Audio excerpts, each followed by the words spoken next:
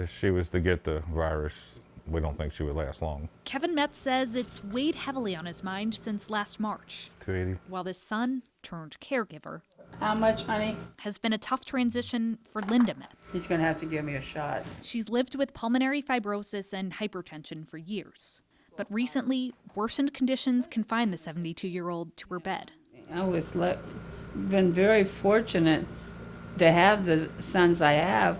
They take care of me now, and I don't like it, but I don't have much choice in the matter. Kevin and his brother work during the day, so they stop by when they can.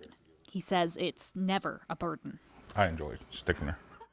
By now, Linda says she knows her way around a shot, Don't even hurt. which is why she says she has no hesitations about getting another. In fact, her family wants the coronavirus vaccine as soon as possible. With her age and her condition, she's been qualified for weeks. The only issue, I'll go heat it up. she can't get it herself. There's a reason the family takes care of her here. Kevin says she was in the hospital and then a long-term care facility in the fall. But after a few months, Medicare stopped paying for inpatient care, and she had to come home.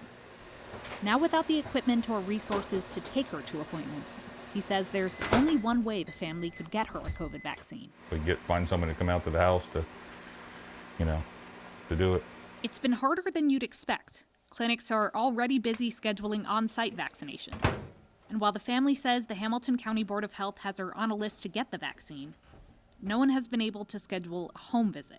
A paper towel here. They have no idea how long they might have to wait. We try to limit who comes in and out of the house as much as we can, and everybody usually wears masks. But nothing's guaranteed. We're pretty much essential employees, and to go be around other things and worry about bringing it into her is one of the biggest, hardest parts. So if Linda can't get it, vaccinating her sons would be the next best thing. But they don't qualify. I figure I'm just going to wait my turn when it comes around. But he'd rather see his mom's turn come first. He's sure she's not the only one. After months of pandemic precautions, so close to the relief she needs, he just wants to know how much longer families like his have to wait. And this is the reality for so many families. Michelle, where do things stand for this family now? Have they heard anything about when or how their mother is supposed to get the vaccine? Sophia, at this point, no. They've reached out to a few groups who say they're working on solutions, but they haven't offered a plan yet. We tried reaching out to a few on their behalf as well, and we couldn't get many answers either.